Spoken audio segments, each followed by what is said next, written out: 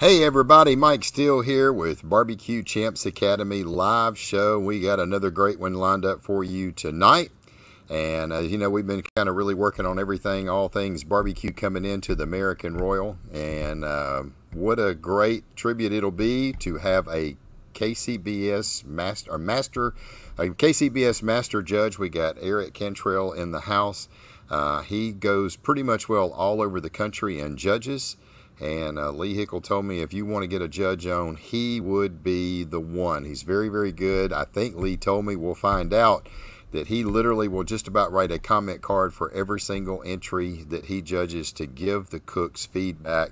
And if he actually does do that, man, I tell you what, that is huge information to really help the barbecue cook. So we've also got the reserve grand champion from last year at the American Royal in the open division, Mr. Sterling Smitty Smith. So Sterling is in the house as well. And we're going to obviously talk to him. He's like, hey, I don't want to miss this. I've had good luck the last 2 years. Superstitious or not, get me on the show if you can. So, but Sterling's had a great run at the American Royal over the years, especially the last 2 years. Had a huge, once again, RGC last year. So we got a great show lined up tonight. We're going to talk a lot about barbecue. So as you guys are rolling in, let us know where you're from. I knew this man was going to be probably the first one on. Thank you, Gordon. We appreciate you being here tonight. Also, Darian, thank you. Hope you're doing well. And Mr. Justin, thank you for joining us tonight as well, brother. It should be a great show. And I know you were an up-and-coming KCBS cooker, so there should be quite a bit to learn from Mr. Eric. I've asked Eric to just kind of share with us tidbits of what would help our scores in KCBS competition. Being a master judge, he knows kind of the ins and outs and what the judges are looking for. And I've got a few questions for him. If you have some questions for him as well, certainly make the comment and we will get them to him. And I'm sure that if anybody can answer it, it will be him. So Sam, thank you for joining us. Man, another huge weekend for you. Congratulations. Appreciate you giving us the shout out on Barbecue Champs. Do want to give a couple shout outs to two big cook-offs that we know that happened this weekend. First of all, the Danny Dietz Memorial Cook-Off down around the Houston area. I think it was in Waller, Texas. Big shout out to Jason Sagmiller, Race Crew Drums. We had him on our show about a month ago. He had a first place pork, I believe, and ended up grand champion in that. Huge shout out to Team Chupacabra, Mr. Jackie and Miss Jackie and Tim Milligan. They got reserve grand champion there, so congratulations to them. Also, there was a big cook-off that was the Outlaw Barbecue Association over in Decatur, Texas. Justin West and the gang put it on. They had been promoting that thing heavily. I know for the last 2 months, I think they had well over $20,000 in prize money. And our dear friend James Dotson, Erica was probably cooking, to be honest. I don't know if he's on here yet. So we certainly want to give them a big shout out for their big grand champion that they had as well. And I'm sorry, I did not remember who got reserve grand champion. But that was a great cook-off. I think they had around 75 teams there. And they did a very, very good job. So I want to give a couple shout outs to those. We've got more folks rolling in here. Once again, as y'all come in, please pop in where you're from. And we'll give you a shout out. David, thank you for being with us. Chuck, thank you for joining us today. Looks like y'all had a pretty good outing up there in Decatur as well. Stephen, thank you for joining us. Mac Daddy tuning in from Saginaw, Texas. There's Mr. Marcio. Appreciate you being here, buddy. Who else we got? Steve-O from here, all the way from Vegas. There we go. That's down there, and Sterling's getting not too far from Sterling, that's for sure. So, Larry, thank you for being here. South Jersey's in the house. Brody, glad to have you here. Hope to see you at the American Royal. I see y'all got some waffles going on and trying to raise a little bit of money. So, looks like Dad's trying to hawk your drums, I saw. Tell him, hey, you can stop with some of this stuff. Charles, that's right. Charles got reserve grand champion, 76 teams. Thank you, Stephen. I knew I had read it. I just forgot who it was. So, yeah, congratulations to Charles, man. He's tough anywhere he goes as well. Matt, we appreciate you being here all the way from Cedar Rapids, Iowa. So that's awesome. Craig, thank you for joining us all the way from Dallas. Well, look who made it. Eating dinner, but still watching. Lee said, man, I really want to make the show, but we're going to do a family outing to go eat. So Lee done logged in. Lee, you made your appearance, brother. Now, before you get knocked out, you might want to, Vaughn's going to reach over there and jab slap you. So thanks for checking in, Lee. If you got a question, leave it in the comment. We'll get it answered, and I'll let you know your answer later. Glad you're here, Lee. Appreciate it, brother. Safe travels this weekend as you're going up there to cook with Smitty in the Armed Forces. We'll talk a little bit about that here in a minute. David, thank you. Just walked in the door from Cancun, back to reality. Golly, that's nice. So, San Angelo, Kevin, thank you for joining us. Caitlin Crane, glad to have you with us. I know that you made the little trip over there to Decatur, Texas, and hope you had a lot of fun. I know it was a very, very hot one. Mr. John, thank you for being here. A little cool here today. Yeah, we are finally getting some cool weather. And rain. We have not had rain at my house, and I know at least 10, 11 weeks. It is so needed, and I am so glad to get some rain. So we've had a little bit of break from the heat last week. We've had some mid-60s and upper 60s, and finally where the triple digits have left us for a little bit, and hopefully they're good for the rest of the year. We'll see them maybe next year, and I'd be glad if they don't even show up anymore. We had a brutal summer as everybody else did as well. So, well, look, we got about 33 folks on here. I think everybody's done kind of chimed in. So we don't want to take up too much of time. Now, look, I've been battling internet connection all day today. I just saw my bar come up that it showed a low signal. It's went away. It's very sporadic. It comes and goes. So please bear with us if we get knocked off. I'll try to log back in. I think it'll pop back up on our Facebook page. So I'm hoping, fingers crossed, that we don't get knocked off. So we're going to go ahead and get everything started here. First of all, we want to thank our partners, Lone Star Barbecue Pro Shop, Gunnar Wilhelm Knives. Thank you, David, for all the support you give us. The Barbecue Store and Mr. Dustin Stanley, great service and tons of rubs and product that they sell. Mr. John Lindsay all queued up, and Miss Gail with Daigles, barbecue sauces and glazes, and she's got some great rubs as well. We really appreciate them and their support they give us. Let's get this thing started. First of all, we're going to bring in our guest tonight, Mr. Eric Cantrell, and he is a KCBS Master Judge. Eric, glad to have you with us, brother. Glad to be on. I really do appreciate you taking the time to be here tonight and share a little bit of valuable information with us, what the KCBS judges are looking for. I know it's going to be a huge help to me. I'm pretty sure it's going to be a huge help to this man right here, Mr. Sterling. Mr. Smitty, how you doing, brother? Hey, man, I'm awesome. I'm enjoying this nice little cool Arizona weather as well. Yeah, A little bit yeah. tonight. It's like 101. Yeah, it's only 101 today. I got you. Oh, goodness gracious. Well, I'm really kind of excited to have Eric here. I mean, Sterling was talking just a minute ago. I love talking to judges. Yeah, I mean, it's like the forbidden. Do we go talk to these guys? I mean, I don't know enough of them because I've only cooked at the Royal, but I've heard that some of them are pretty good about sharing information, and but I've heard this guy right here, Mr. Eric, is very good about sharing information and helping. You came highly recommended from Mr. Lee Hickle, and once again, we really do appreciate you. Lee says, I know that guy. So anyway, Eric, once again, we're going to kind of dive into a few questions. Once again, we're going to open it up to our guest. If you have a particular question that's related to KCBS, judging criteria, make sure that you pop it in, and we will be sure to see if we can get it answered. So, Eric, a couple things that I've kind of wanted to know about, and I know I've already kind of talked to you, but let's start with ribs. I know one of the first time I ever cooked, my first competition I ever cooked was the American Royal back in 2017, and I was scared to death to cut the ribs. I know they needed to kind of look straight in the box, but it's hard to find them straight bones. I found some that was as straight as I could be. I didn't know how to go about cutting them. I had a slight little angle and put them in there real close. And then since we've talked, you kind of told me, no, you can cut them in another way. So why don't you kind of talk about how you can straighten a rib up that's crooked, and how the judges are going to take that bite off of that rib. Sure. So, congratulations if you can find straight bones in ribs. I know that that's Yeah. always a crapshoot, but for us inside, the, um, the judges are taught to take your bite from the meatiest portion of the rib, and we're not taking it from the end of the rib, or we're not taking it up there from where that you're cutting off the cartilage and the tips. We're going to go right in the side.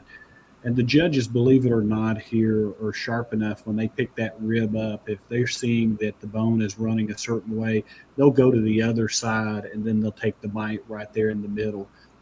It's one of those to where that don't let that get in your head, because Okay. you can make a beautiful box regardless of what the bones are there.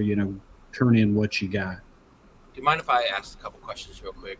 Yeah, go ahead. Okay. How many comps have you judged, Eric? Do you mind? So I've judged probably 200 plus in 37 different states. 37 different states. And where are you out of? I'm out of Tennessee. Okay, perfect. Beautiful. Okay. Yeah. So is it true, real quick, do you try to write a comment card for every box that you judge? I try to give some feedback, whether I'm giving straight nines in an entry or whether I'm giving you something else. A lot of times folks are going to know if they turn in something and they've been cooking for a while and it's not their best stuff, but I'm going to give you the score that it deserves. I'm a fair judge and I'm an honest judge. And as you mentioned, some of these guys here that are on the show tonight, they probably can attest to that. They've probably seen one of my comment cards that have floated around there from time to time. But, for me, when I look at an entry and they flip the lid on that box and we're passing that around, I'm going to look and see what I feel as though is the best piece that's in that box. And I'm going to take that piece. And the reason for that is because I want to give the best scores that I possibly can.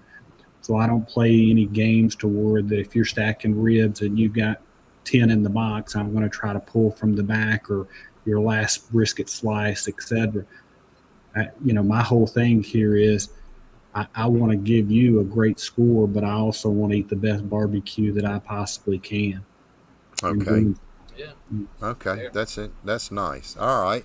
So let's talk a little bit about ribs. So what he was saying and what I was kind of explaining, if you've got a rib and the bone is a little crooked, you can catch the top of one and then come down and catch the bottom of the other, and then it's going to be a little crooked on the bone itself, but the rib cut will be straight. So he's saying it's perfectly fine to do that. The judges are trained to bite the meatier part. My next question would be, and I'm sure Smitty may want to know, like, the ribs itself. I mean, do y'all give better presentation scores? You hear a lot of people, full box, 4 on bottom, 4 on top. You can get 5 on bottom, 5 on top. Or if you just I know you're going to say you put the best meat in the box that you can. If it's no good, don't do it. But does it kind of make the judge want to give you a little bit better presentation score, saying, man, this guy really put it forward. He was happy with 10 bones or 8 bones. No, from an appearance standpoint, you can put 6 beautiful ribs in the box here and you flip the lid on that box and, I'm still going to say, hey, man, I would like to get one of those. And if you're running a 6-bone box, a lot of times that the teams will put 5 laying down and then they'll turn one and put it in the front. We call that the presentation bone. And you get as a judge, it's in our head here that front one here is the showpiece, and that's the one. And usually whoever picks first will go after that one. Sometimes if I'm not in the first seat, I'm looking to see if I could possibly get that one, because I feel as though, just like I mentioned earlier here, if that's what you're trying to showcase and that's your best, that's what I want. Okay. All right. So that's What a do you good question. think Go ahead, what do you Sterling. think about Hollywood cut? So Hollywood cut, Hollywood cut is nice here, and we're talking the Royal, and so the Royal is a large contest. And judges here that have come to the Royal, they're in for a treat if they've never been there, because there's a lot going on. With the open meats contest, you're also going to get turkey and sausage that goes in with the other four. So there's a lot to eat.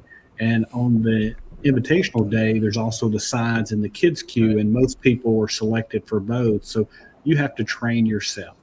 I am one of those folks here that I come to judge, I come to do a job, and I'm not there as what I referred to as a plate licker and just wants to eat here. So, my whole purpose, I'm serious about it, and most of the judges are serious as well. So, when you talk about that Hollywood cut here, it's great. The only thing that I tell you to be careful about is if that Hollywood cut has got so much meat there that it's hard to take one clean bite and get close to the bone for it to come off, that can be a negative for you, because as we hear in our judging soundtrack that they play before each contest, they're telling you that it should come off of the bone cleanly. And if you Okay. can't get to the bone here, then that kind of skews some of the judges' perception on what that actually was. So, Right, right, right. but it can be great. Yeah. Louis wants to know what's a Hollywood cut. Sterling, since you brought it up, we'll let you go ahead and answer that. So Louis, what you do is when you got your rack of ribs and you see all your bones like this guy, you're basically you're giving up a bone. So you're cutting close to this bone and close to this one and close to this guy and close to this guy. So this bone has meat on both sides. You're gonna throw this bone a guy.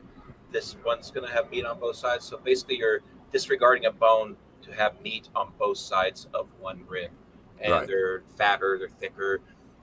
Sometimes I cut that way depending on how the ribs are laid out in the rack, because they're not always the same. Animals are unique. Right. Sometimes I may throw a Hollywood cut as my presentation, and I think I've done best when I've only turned in 6 ribs, which is funny. Yeah. Because to me, those were the 6 that were right. Right. Why throw in anything else? If I got 6 judges, all I need is 6 ribs. So That's I think right. I've done the best when I've only turned in 6. And there has been times when I've Hollywood cut that presentation rib just because it laid out better, it looked better. I mean, it wasn't too much meat on one side where they couldn't get to the bone, but I think it presented better like that. But that's a game time decision. And we say this in classes, Mike, is when you get on that table right before you put it all in the box, that can make or break you right there. So I mean, feel, touch, smell, all that kind of stuff. All right, Eric. So I do have a question for you. You brought up something. There's 2 ways that you could do a 6-bone box, and I've only done it one way: 3 in the back, 3 on the front, 3 3 stacked. Yep. But you said you could put 5 in one.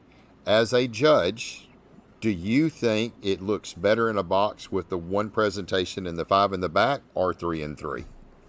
So I would probably encourage you the 5-1 method for a couple reasons here. When you do 3-3, you're leaving a lot of room in that box. So if you get judges that have a perception that the box is not full or something like that, you could cause yourself some harm there. But the other thing is just like what they say when you're flying in an airplane. So items could shift, when you're taking off and landing. As you're taking that box here, It's true. 3 and 3, you're not giving yourself unless that you build a box with your garnish here to help you hold those in place.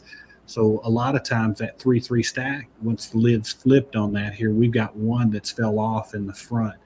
And we're trained not to count off on that. But, when you're looking at the side of it versus the top of it, you got much more better chance from a presentation score, with looking at the best part of that. Okay, that's good. Good answer. Sterling, have you done the 5-1 presentation? Is that how you normally Oh do yeah, a 6? yeah. That's usually when I have 6 bones. I honestly have never done the 3-3. It's what he just said. You don't have a lot of stability there. We Right. all know stuff judges around, and to me, yeah, we're judged on appearance, taste, tenderness, but man, to me, that's my craft. That's my art. That's what I'm Right. there to do, to make it right, make it beautiful. And to me, I got a more stable 5 Yep. and 1. And I've Yep. done like 5 on the right, 1 on the left, and I've done 5 in the back and 1 in front. Bro, I've stacked those boxes a million ways, like Tetris, like throughout Yeah. the years I've been doing Yeah. it. I've done a 4-2, like 4 in the back and 2 kind of angled in the front. So I've done my last ribs. I turned in 7. I did 4 in the back and 3 like angled, not necessarily front, kind of like angled a little bit, just to give it a little texture. And Yep. to me, I think judges are tired of seeing the same old stuff over and over. Yeah, it looks great and looks good, but if I can throw something at them that still looks great, still presentable, but it's a little bit maybe out of the norm, man, I like to test those waters all the time. Yeah, that's interesting. Yeah. So I do. we're talking ribs this weekend. I had a box that was a full box. It was 10, no garnish. It was a beautiful box here. Yeah. And so, everybody always gets caught up in, do we put garnish in? How much do they Right. actually count off? It won our table according to what the judges actually said. So if they're honest, we talk in between categories, because I'm the type, what did you like? What didn't you like here? What was your favorite here? What'd you like about that, et cetera? Because I'm writing a comment card, not based on what the other folks said Right. here. Yeah. If you're an 8, you would much rather get a comment card from an 8. What would it take for me to get that 9? And so the Absolutely. only thing that I caution when you run a box without garnish is you want your meats to be hot. And that can help you as you put that in a styrofoam container and they're extremely hot with no garnish. You open yourself up to it could actually melt that or stick to the bottom of that styrofoam. And I've actually seen that happen the other way, to where that ribs, they've got them to where that they built up their garnish and they've got them touching the lid as they close that. And so that's actually burnt the top of the box from that standpoint. So, but yeah, garnish is optional. They tell you that. People say that it doesn't matter here, but this weekend had a beautiful presentation. Huh. So I got a couple questions real quick. You talked about sauce hitting the top of the box. You guys don't worry about that, right? Because that can No. happen anywhere, right? Yeah. Okay. What if it smudges your whole appearance? Like, oh my God, your shit's like garbage. Yeah, so KCBS is really gotten to the point to where they've implemented a lot of common sense in the procedure. So, for example, we talk about foreign objects in the box, because that's the last thing that a team wants. The rep walking back to them and they're like, "Oh my gosh, here I'm fixing to get DQ'd Right. on something when that Get it happens." done. And so, periodically you'll see something that will come in a box, such as a hair, and so they train us here that unless that you are not willing to take that sample, you can pick it off here, and if there's another one in the box, you can go for that, etc. But you don't know where that come from. Did that come from Right, actual exactly. cook team that did that, or Yeah, when the table unless it's like captain opened it up, or when 2 it foot long red leprechaun beard hair. Yeah, Where it's coming from. exactly. Then we know it's Smitty. Yeah. Oh, All right. so I got another friend. So one No, other okay, question. Sorry, I had another question. Follow-up. Okay, go ahead. Was you talked about putting the meat in the box hot, and I get that they may melt the box. By the time you get most of these meats, are they room temperature at best? You would say. Yeah, a big contest. Yeah, a big Probably the contest like warmest thing you get. a big contest like the Royal here. You're not doing a lot of shuffling, and so for folks that have never done KCBS, the goal is that each of your meats never hit the same table more than once. The only way that would happen is if there was a contest that was less than 24 teams, and then you may have the possibility that you're hitting the same table twice. And so the Royal having 500 tables, it can almost, or 500 teams, you can almost go straight back. Right. And it takes a minute for the process from once that you get your box up there. They're doing the number changing, etc. Mm-hmm. But I was at a contest. It's also sitting on your plate there. Yeah, I was at a contest, and this contest was a large contest, and it was the chicken category, and somebody had just pulled that chicken off, and it was so hot, and I'm talking about hot to the touch, that we were almost burning our fingers as we were getting it out of the box. But as Smitty said here, we take all the samples out and we let them set on our plate till we get them all before we start sampling, and then we'll sample in the order that we receive those samples. So this one had happened to be one of the last ones. Thankfully, by the time that I'd gotten to that one, it had cooled down based on the air and stuff hitting it. But yeah, they put that thing in there hot, and I think, warm food helps you. But as we learned during the pandemic and COVID, if it taught us anything, your food's got to taste good cold. Mm-hmm. Yeah. Yeah, So 100%. pork and brisket more than likely you're getting at room temperature at best. Sure, Somebody's got a fax. yeah, That's okay. Orders coming in. They're loading up on Loot and Booty Barbecue Rub. That's I don't. Phones aren't allowed in the dojo outside. I got you. This is pretty. And Armando, just a second. We're going to get to chicken here in just a minute. Let us finish up on ribs, and we'll get to your questions. So, all right. So that's some good stuff. Here's another question, and I've heard this before. Is it true that judges favor those boxes with that extra piece of meat for them to try, maybe for the table captain? I've heard that hey, table captain always likes to have that little bite.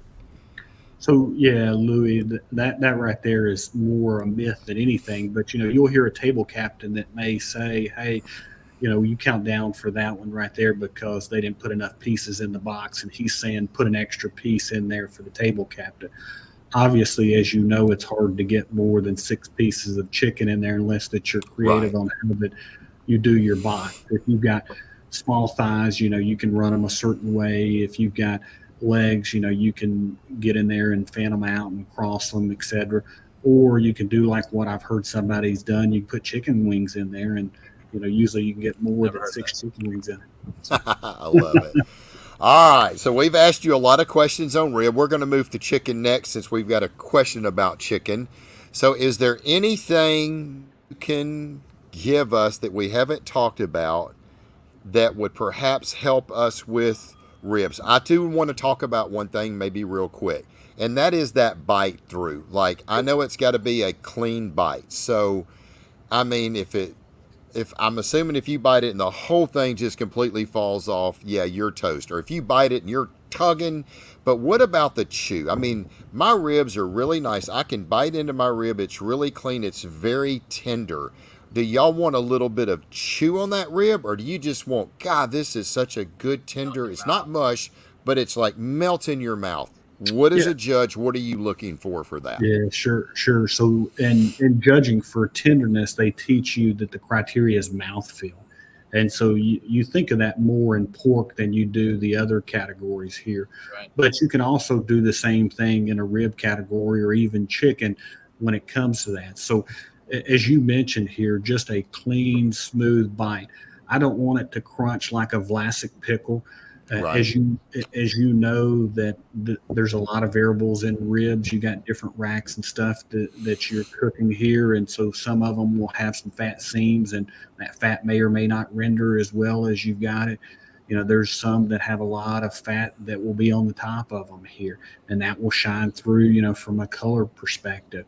And so again, fat, in my opinion, is flavor, and so I don't think that when judging ribs that it's going to hurt you here if you've got something that is to that point, as long as it's just not totally falling off the bone. Okay. And you've got another perspective when you flip that bone over and look at the back of it. You may be to the point to where that the butcher didn't do you any favor here, and you don't have anything that really is hold. So I would check the backside here before that I look at what's coming in, because the judges, sometimes are going to get that perception right off of the bat once they take that bite. Okay, so what are you referring to, the bottom of the bone? Like, I know. Yeah, so the underside, when you pull that membrane here and you see that those bones, and there's not really much that's going to hold that. Oh, okay. The blowouts. We call them blowouts. Yeah. Okay. I see what you're saying there. You open that foil and you see all those bones coming through that meat. Yeah. Damn, Hollywood cut central. Yeah. And then be careful with shiners on the top side there, because that's not going to do you any favors as well. From that, sometimes you can paint them and cover them up and do some creative artwork and hide it from us here. But from the Royal here, we're splitting hairs when we talk about you got 500 teams that are out there, and 200 of them can win this thing probably. Right. So you mentioned fat. I know it'll discolor the rib a little bit. It's usually got more of that blonder look through your sauce. Sure. Do you score down on that, or okay, that's just part of the rib. There's not a whole lot the cook could have done? Yeah.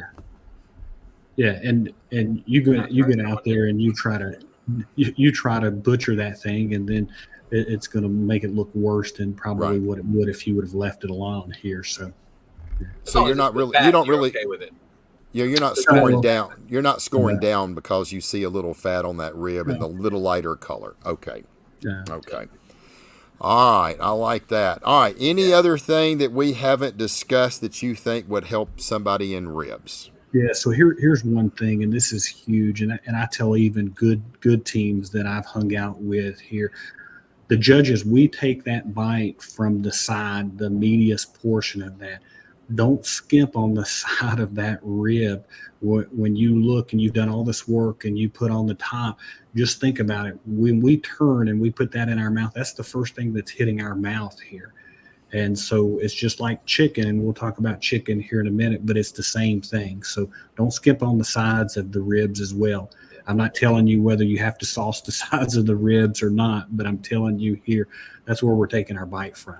Okay. Yeah, if you Good. have Good. one, and we do this often, where, like I said, the ribs are skewed, so we'll favor one side. You guys will actually look at that and be like, okay, That's this is probably the best bite to do, and go for Yeah. the fatter side. It's good All stuff. right. Thurman, Darian, a shiner's when there's just literally no Oh, meat on top of the bone. The bone has got no meat on the top part, not the Shining bottom. through So those it's just poking through ribs. it. Yeah, fill that box and keep it warm. Yep, absolutely. All right, let's see. Hit the same table twice at Denny's eats this past weekend. Don't hardly happen. All right. Okay, let's move on to chicken. First, right off the get go, as a judge, do you prefer thighs or do you prefer wings Or I legs prefer, or breast, anything yeah, else. You prefer or anything anything? Yeah, what do you prefer? I prefer good. Good. Yeah, Hey, good. good. You know that's a master judge right there, right? I just Right, want good barbecue. I'm not going to judge you. If it is good, I'm going to judge you on what you turn of in. course. yeah. So, I don't discriminate wings, thighs, legs here. Just give me good, and then Yeah, I'll roll with it. absolutely. okay. All right, so let's kind of get into the chicken part then. We got Mr. Chicken Man over there, so he probably don't have any questions because he knows everything about chickens. I But absolutely do not know everything about chicken. Always learning. so We're gonna be doing a whole new cut soon that you never even see. 2024, we're coming out with different chicken cuts. there you So go. look on the lookout for that. I can't wait. So I don't know everything. All right, so Eric, like presentation, I really try to have all of my chicken thighs the same width. Try to make them the same plumpness where they really. You may have You one weigh that them, you Mike? just, huh? I do You weigh weigh them. yours out, Yep, I did. They're all. I trimmed yesterday. They're all 5.6 to 5.7 and ounces. you cook thighs, correct? I'm gonna cook thighs. Yep. How many do you So roll in a comp? Thighs. I put 12 in a pan long way, so I use one of the Kingsford pans that you can get at Lowe's. It's a little bit longer than a half pan. It's shorter than a full pan, so I can take and put 12 thighs, six long ways, 2 rows of them, and they just fit nice and tight and tucked in perfectly. So when I put them in there, they are literally perfectly straight and sandwiched together. And then on that one long row, I've got another one that I can put one long ways, and I tuck it up. So I'm protecting the 8 in the middle. I use the 2 on each end as buffers to the 8. And then I have 3 on the long wall that's buffering the 8 and keeping everything nice and sandwiched together. So that's how I put them in a pan, and it works Technical. really very. And I mean, every time I cook them, man, they're perfectly straight. I may have one that may have a little, it may not quite filled out at the top, and I usually kind of put it at the back. So would y'all score down for that? But I think I've got pretty good scores in my presentation. So what are you looking for in that chicken? So just any of the meats here from an appearance standpoint, when we flip the lid on that box, does that scream, "Hey, I want to eat Yeah, that"? you want to dig into that. You want to grab a Yeah. piece, put it in your Okay. mouth right now. And so let's say this for any of your folks that are not as familiar with KCBS, our scoring here, and most common scores you'll see is 7, 8s, and 9s here, with 9 being the highest. KCBS has went and they've eliminated, some of the scores that are very rarely given. And so as you look, a 7 is good, 8 is very good, and a 9 is what that they refer to as excellent. And so if you're thinking about what you did in school, it's like an A for a 9, a B for an 8, and a C for a 7 in that category. And so you look and you say, hey, does that look like, an A that you're going to give? And then I also will tell some of the newer judges that are sitting at my table, just to kind of coach them. If you got that piece of chicken again, would you go and would you drive 10 miles, to get that? Or would you drive 20 miles or something of that nature? How good was that really? And so, that kind of goes to say, well, you scored at this here. That's not really lining up with what that you're saying. And so we all are learning, just like the cooks here. And the judges, as I said, we're passionate about what we do. The cooks, they spend a lot of money on their craft, but believe it or not, a lot of the judges here spend a lot of money doing what that they do on that side as well. So, Yeah. Interesting. And we, as cooks, I'll tell you, we prefer judges, master judges. We want you guys there. I mean, because you guys, we're cooking for a certain criteria. You guys know that criteria. That's what we want is master judges, people who know, people like you who give feedback. I mean, that's huge. There'll be many comps where you get nothing. You'll get nothing. But even if it's good, I love a good comment card. Good or bad. I mean, that's what's going to make you a better cook. Both, but even doing a good one, like, hey, man, that was a good piece of chicken. That was good. That goes a long way with teams. Yeah. Jeff Moody, brother, glad to have you with us tonight, man.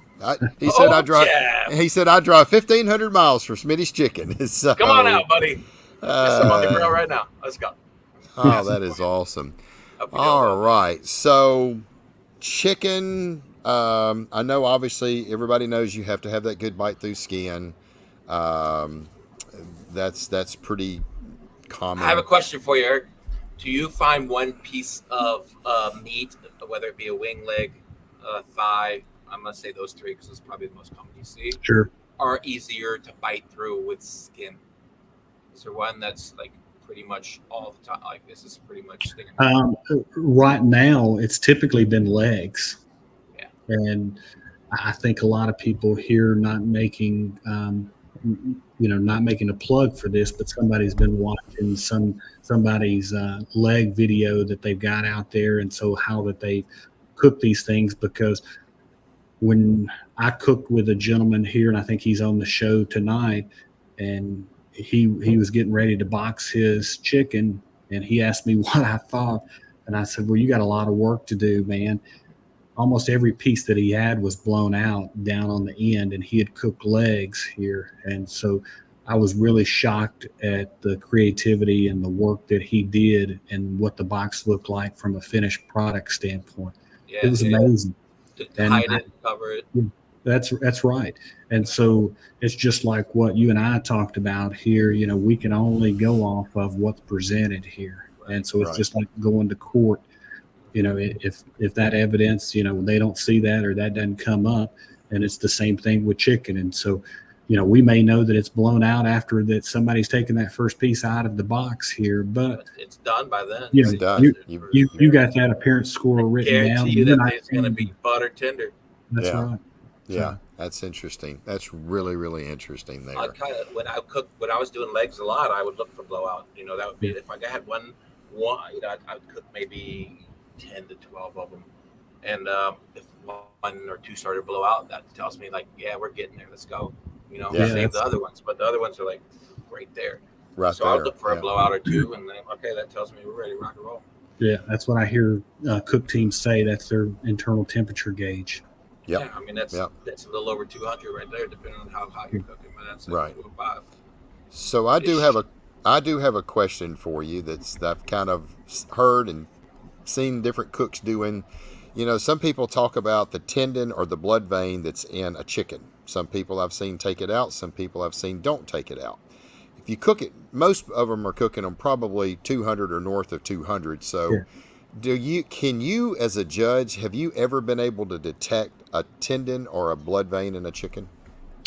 So yeah, especially in legs, those tendons that run up the side. So if you do your trim and you pull that skin back on there, take those off, man, because we're trained to bite into the medius portion, and where it runs up to the medius portion, if that portion is still up at the top and we get a tendon in there, that Not a good look. yeah, Not good. and it could be great. And Yeah. so you talk about that little blood vein, and that's more that you'll see in the thighs than Right. you will in the legs. I've seen people get DQ'd because they did a little napkin test and it's a little pink. Okay, Yeah. it's not cooked, even though it was. But I've seen people DQ'd for it. So to me, Yeah. take it out. Take it out. You have the power to do it right then. Don't Yeah. give yourself an option later. Yeah. And another thing that I'll say while we're talking about the chicken category, don't skimp on the chicken itself, because so many times I find that people want to put their flavor in the chicken with the sauce itself. And KCBS, there's a lot of sauce, especially in the first two categories with chicken and ribs here. But we want the chicken to have some flavor to it. The meat have flavor itself. Yeah. Okay. Okay. So And the Royal, we're talking about the Royal, man. That's a sauce competition almost. Yeah. You got to be saucy in there. You got to be saucy in KC. yeah. In Kansas City, do you feel like the chicken is usually a little bit more How many times have you flavorful? judged the Royal? Sorry. Uh-huh. Real quick. 5 times. Good. Yeah. That's good. Um, Do you find it saucier in Kansas City? You think everybody just loads their shit up? Sorry. Just kind of like what we were talking backstage. I think that it's more of a copycat thing out there now, and so Yeah. what you're doing, somebody is probably going to try to emulate if they know that you have some success from that. And It's the story of our lives, a competition. yeah, Yeah. and so I find that stuff is getting way more sweeter in the sense that there's a lot more maple syrup and stuff like that in almost all of your. Is that good or bad or indifferent? It is, as long as it doesn't feel like that I'm Buddy the Elf and I'm drinking a bottle of Yeah, syrup here. absolutely. So you're not doing Okay. a handful of Skittles. yeah. I made Little- a joke one time that I would melt down Skittles and pour it over my money muscle to create like a candy shell with you. I think that would. I wonder how that would do. Yeah, probably not good. Go ahead, Smitty. Third place, Port. I'll have a chance. So on the chicken, do you prefer chicken that's got a little sweetness to it in the finishing sauce and stuff? Do you like that little sweet? What about heat? Yeah. Talk about heat. Yeah, And so- you talk about sweet. Talk to me below about heat. Yeah. 'Cause Yeah, so I'm let me tell you what my flavor profile here is, and you're not necessarily cooking to me because I'm only Right. one judge, and Yeah, you right. gotta do absolutely. that. But I'm sweet with a little heat. That's what that I love here, and so Okay. and what I like when it comes to heat, Smitty, I don't want that where it's just going to hit you right in the mouth right out the gate. Here, just a little subtle to where it will grow on you from that You standpoint. know it's there, and then it's gone. And It's that gone. way I don't have to drink a bottle of water or eat a Yeah, pack of exactly. Oreos here, to go and sample the next entry here. But yeah, You sweet and you little- ever have any sabotage heat where you'll taste something, Oh, you're like, yeah. that's good, nice heat, and then you take a while of water, and you're ready to bite that other one. It's like, oh, where did that came it's from? still there. Yeah. Yeah. Yeah. Yeah. Wow. I've had a lot of that. Yeah. All right. So one other question, real quick. What about breast meat? Does anybody ever had any God. success with taking a good Outside of the jack. just a good skin on breast, cut all the rib cage out where you got just a good and Like a cook good it tenderloin. really just like a Soft just tenderloin. soft. Do those ever do good? I was really tempted to put that in my box, put 3 rows of those things in. Well, Smitty hit on it here. When you're at the jack, you have to cook white meat and dark meat, and so some people will go to that cooking the breast meat. But in a normal KCBS contest, typically no. I've seen Okay. some people take some breast and they'll actually go out there and put some slices and stuff in, kind of like what you'll see with turkey entries Right. from time to time. Wrap it in skin or something. Have you seen Yeah. that? Skin? It just don't score well.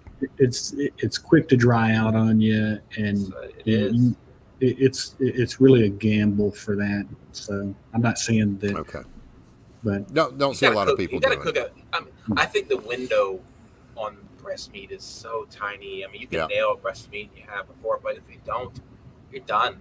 Yeah. Like you said, it just dries. And imagine this, because I mean, what we do is we mostly cut into pieces, right? Once we cut into, they immediately oxidize and start. Yep. You know. Yep.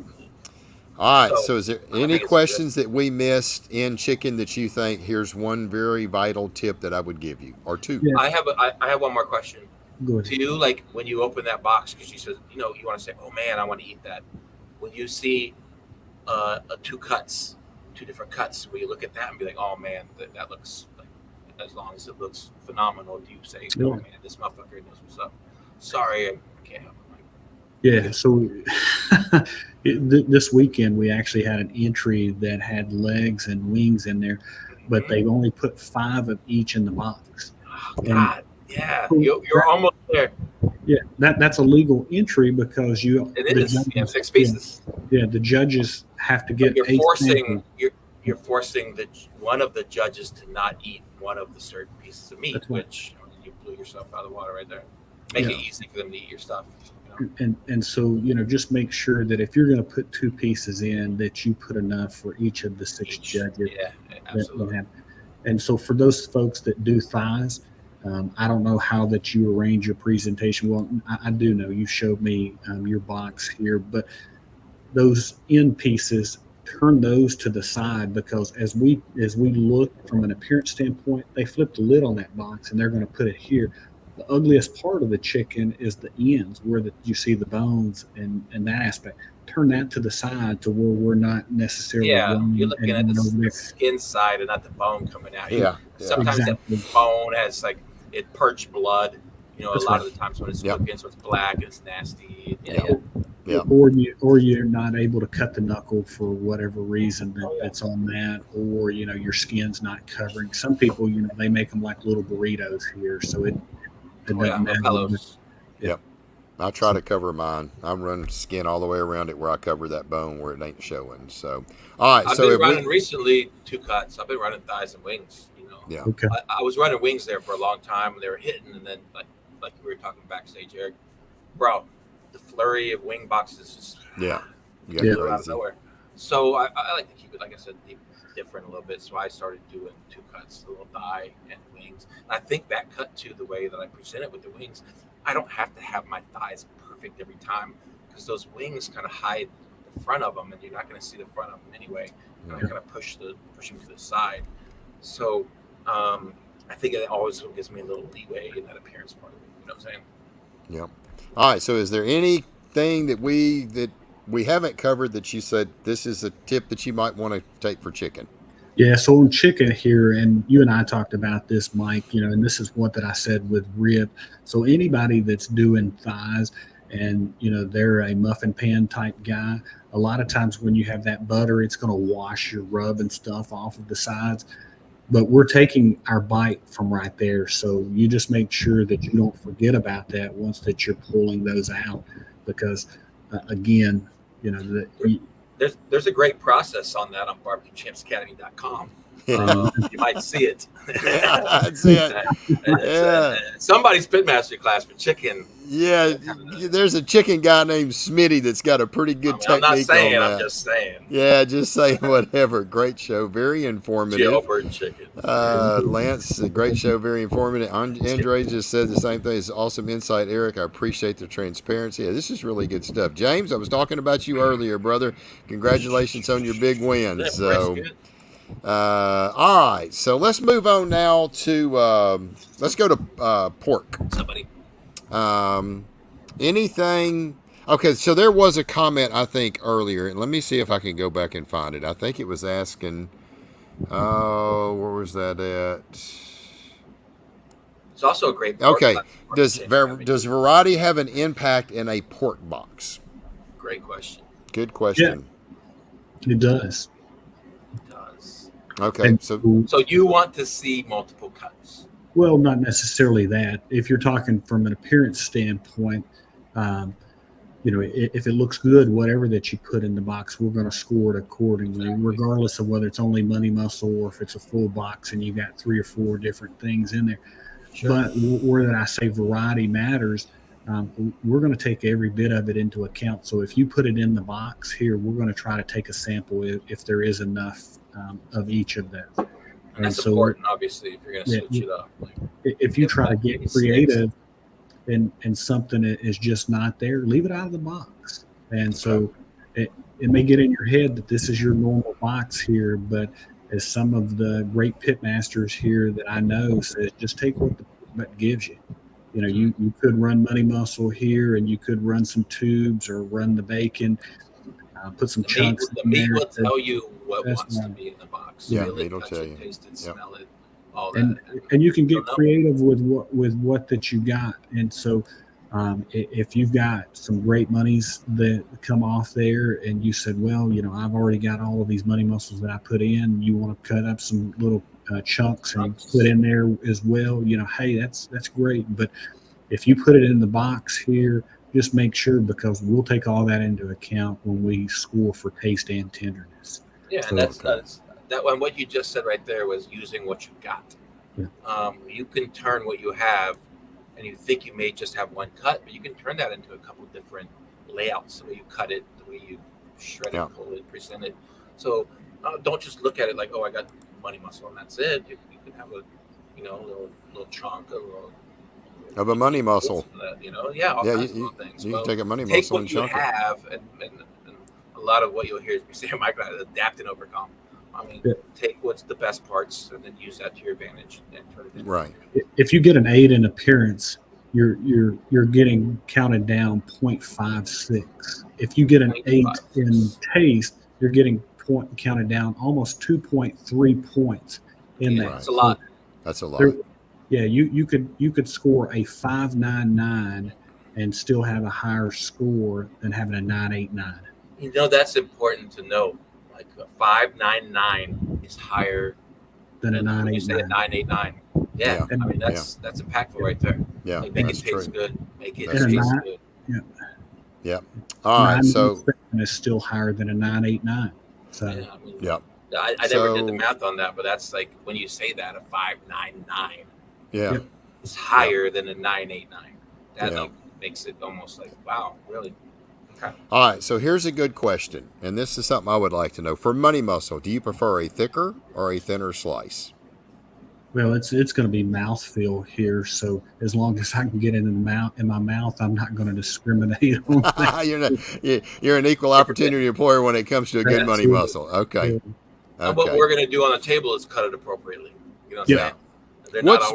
What is like a nice thickness? I usually cut mine about 3/8 of an inch thick. Yeah, you're in there. Yeah, about right. Okay.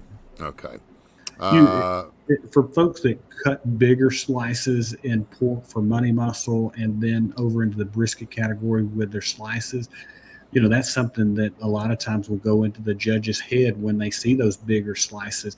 And they're thinking here that, oh, well, this is probably going to be mushy. That's why they've got those perceptions. But we're going to score it accordingly once we take our sample from that standpoint. But don't give them any, Right. Yeah, how thick should money muscle be? A quarter to half, maybe a little. Yeah, the quarter to half. You know, that's. I mean, I don't know if there's a KCBS like regulation on that. I guess it's like up to determination of the judge if it looks appropriately sliced, right? Does it look good? Is it not like a thick piece of meatloaf, or is it not like deli meat? You know what I'm saying? Do you want to eat it? Yeah. Right. Yeah. Absolutely. At the end of the day. Yeah. I think if deli meat some like some money muscle in there, being like, oh my god, I don't know what I do with this. All right. And talking about slicing money muscle, I'll throw this in here. So you can get creative in how you slice your money muscle and make it look a lot bigger than what it is, you know, slicing it on a vise or something of that nature here. So you can do some creative things to make your box look a certain way, to make everything appear a certain way. So, you know, don't overthink things. So you're not going to score down if it is sliced on a little bit of bias? No. Okay. If it looks good, right? Yeah. As long as it looks good. Looks good, it's good. Okay. Good to know. So what about mouthfeel and tenderness for, let's just say, a money muscle, because that's what a lot of people turn in. Sure. So what are you looking for in that? And we'll talk about pulled. Yeah, so if you can take that money muscle, for example, after you've taken your bite, you take your tongue and you just press it to the roof of your mouth and it just dissolves. then you know that you've went too far from a tenderness perspective. So money muscle is typically what I see the most across the board when it comes there, because they'll have perfect texture right on the edge and the bark and stuff, and then in the center, whether they've over injected or whatever that they've done, and they'll mush the inside portion of that. And so, the other thing here that we were talking about the other day, Mike, is there's that natural fat seam that runs where that money muscle and stuff is. And so if you've got that fat seam and it looks like that it's an accordion, almost how your brisket point flat will be here, take that into consideration, because as that judge picks that up, they may not be as knowledgeable with how that pork butt actually come about and why that's there. Yeah. And that's neutral. And so you leave yourself open that that broke here, and they're thinking like, crap, he just overcooked this piece that I've got. Mine fell apart as it was coming out of the box. Well, it did, but there's a reason why that fell apart here. And that wasn't because that you overcooked it here. It's just how that you actually sliced that and presented different muscles. That's right. Different muscles separated by. Okay. So as long as you're picking it up and that fat seam is not trying to fall off, you're okay. But if it's trying to separate and fall off when you pick it up, you're already maybe getting a little ding. This thing may be too tender, or it's not cooked good, or something like that. Is that what you're saying? Let me clarify. I'm okay here, because I'm going to put it in my mouth and I'm going to score it based on the criteria from that. I'm just saying it's going to give off a perception. Right. Just a perception. Okay. So I have a question. When you're judging texture and all that, that's all in your mouth. You don't do anything with your fingers. Yeah, and they'll even tell you that, from a brisket here, that. And I'm getting ahead here, but folks can use the pull test, etc. You'll used to see judges that would take their finger and just push down on a piece of money muscle and disintegrate that. And so we've taken that out here. And so good. It's all mouthfeel. Good mouthfeel. All right, Sterling, I'm gonna let you answer this. Have you noticed a butt cut off the bone has better than leaving it in? Does it change the texture that much? So have you noticed? Absolutely not. Yeah, I didn't think it did. No. I mean, what I'm turning in is money muscle. Just on the opposite side of the bone. Right. It's not going to affect it at all. And really, I'm turning in either money muscle and maybe some of those tubes behind it. Yeah. I haven't turned in horn or anything touched that bone remotely in years. Okay. And to me, it's competition barbecue. Right. 6 pieces. Yeah. That's all we need. Cook them right. So I kind of minimize a lot what I'm doing for efficiency, for concentrating on what I need to concentrate on. All right. Let's talk about brisket. Let's get to the last big meat. Anything, cropped or non-cropped, I don't think that really matters. Sauce. To let's talk about judge. Sauce on brisket. Yeah. Bro. So come on, man. Let's talk about burn-in. Let's get real. Let's talk about that. Let's go first. A light little sauce on top, or one that's. Man, what do you want? Man, you got it heavy, Sterling. Are you putting that much sauce on that brisket? Kansas City. I mean, it depends on where I'm at. If I'm all right. So I don't. But sauce on top, sauce on top, cooked on, and then a slice. All right, let's do this, Sterling, because you're wanting one thing. I'm trying to find out something else. So let's talk about sauce on top. In Texas, we'll put a very light glaze on top, and we'll kind of cook it on where it's nice and tacky. It's set. It's got a nice just a little kiss of sweet across the top. Do you prefer that? Yes or no? And are you seeing that across the board? So let me just clarify here. My personal preference is something that probably very rarely see. I like beef to taste like beef, but unfortunately in KCBS, we see that very, very rarely here. And sauce is the reason. And so it's sauce and then more sauce from that standpoint. But if it's good, I'm going to score it accordingly from that standpoint. Right. As long as it's a good sauce and it complements the brisket. Yeah, and that's right. I had somebody that turned in a brisket, and it tastes like I was eating a piece of candy. And man, it was good. It was good. And I went back and I finished the slice, And it's like, how can I not give that the score that it deserves? I Because just it was at the end of the day, it was delicious, right? It was good. You just needed a slice of bread to go with it, right? I didn't need any. I didn't need any bread. All right, so a good hard set sauce on top that's kind of cooked on. That's going to give it You that don't little mind. sweet. You don't obviously you don't mind a sauce on it. You said you've had a Yeah, good sauce. and then on the slice itself, what about that? I mean, Yeah, some so people, I've seen some people just straight barbecue sauce on it. I've seen some people. Jus, a mix of sauce and a jus. Yep. So, Yeah. which one is the one that seems to do See pretty people put well? gravy, pot roast gravy, all kind of shit. well, I've seen a crapshoot, especially in this category here, because you get to a lot of personal preference, and then Yeah. it's the hardest for them to take the bias out of. And I'm not saying that I'm better than other judges here, but I've been around for a minute and I've got to see a lot of different things. And so I wrote a comment card and in brisket category here that I was so happy that I finally got some beef that tasted like beef. Beef. Yeah. And Right. and, Yeah. we think about things in the brisket category. You were talking about one level of sauce that's just on the top of it here. As long as it's complementing what that you're doing, sometimes that you're forced to make some adjustments in your cook here. If it comes out of that wrap and au jus and it's just salty as all get out here, Right. you're probably going to hit it with some sauce or something to tone it down, because the last thing, judges tend to be a little bit older here. And Right. so you don't want them reaching for their diabetic medication, right out the gate. Right. Um, Right. I've heard pitmasters say that in certain categories that judges can take a little bit more salt on those meats, and it gives them a little bit of pop. I just always caution you here is make sure you try your stuff before that you're actually putting that on there, because I had a rib entry, for example, and they sprinkled salt very lightly on top of it, but they killed it. It was great, and then they hit it with that extra layer of salt. Too much.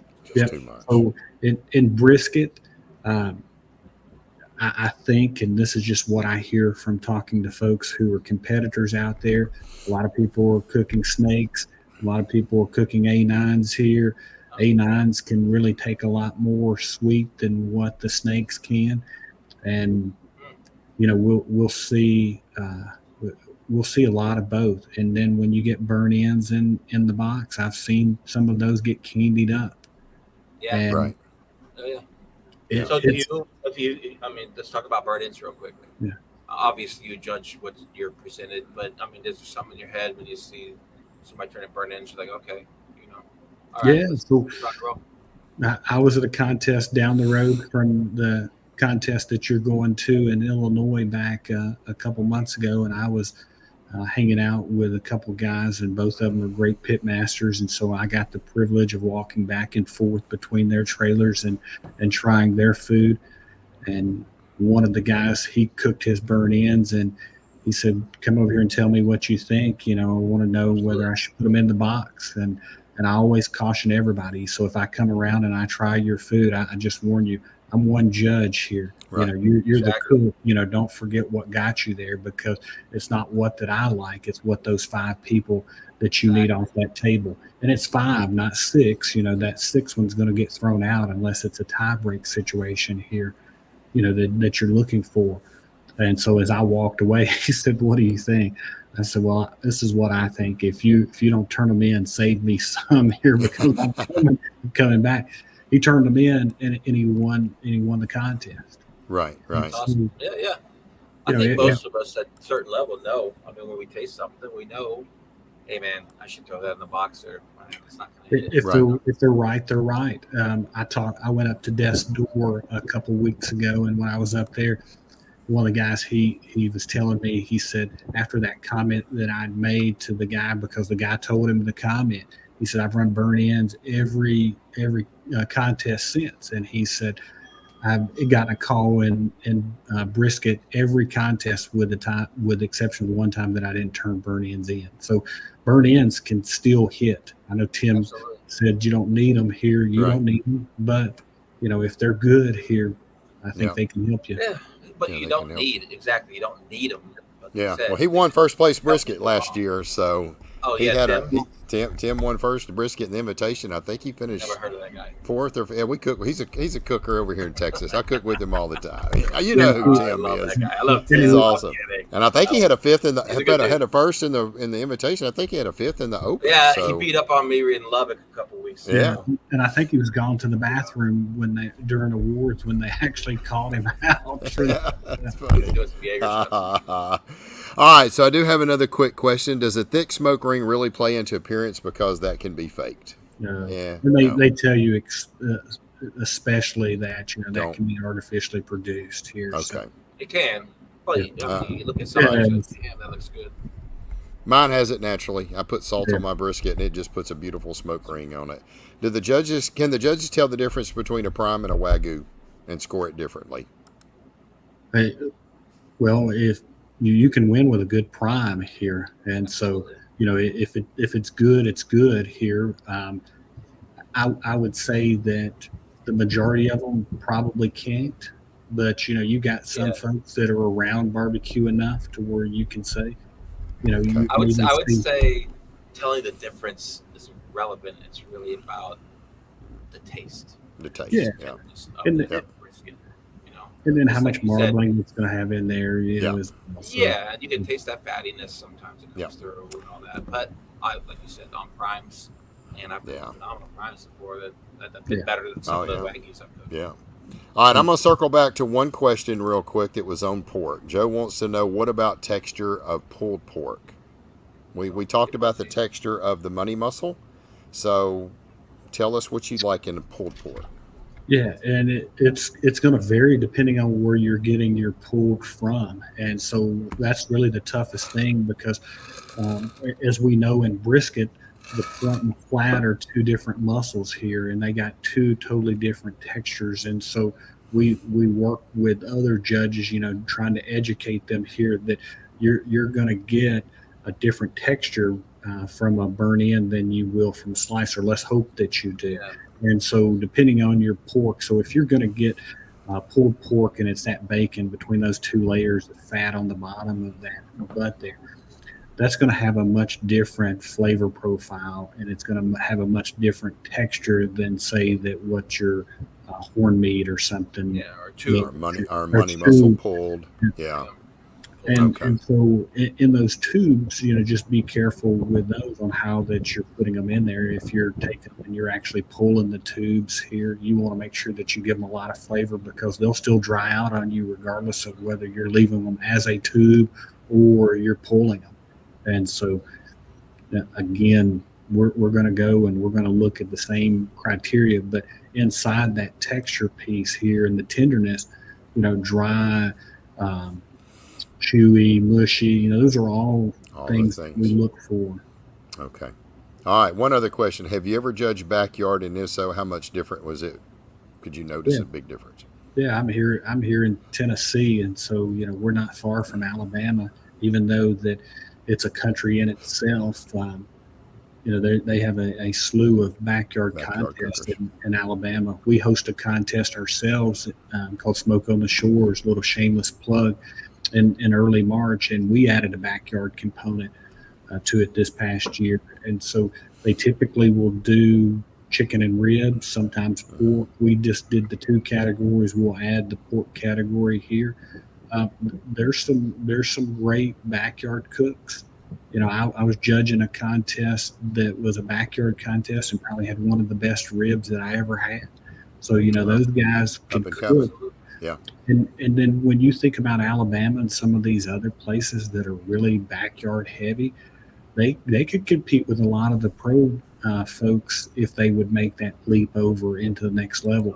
If you go to one of those backyard contests down there in North Alabama, look at the size of those rigs. They're rolling in $100,000 rigs here. Yeah. At our contest, we had 5 of them that had 65-foot rigs requesting 50 amp power and stuff. And it's like, wow, that's crazy. Yeah. He said he's going to go to Smoke on the Shores next year. So all right, tell him Well, I'll tell him here we're fixing to open it up at, right around the time of the Royal, and so it'll fill up fast. So don't wait. Don't wait. There you go.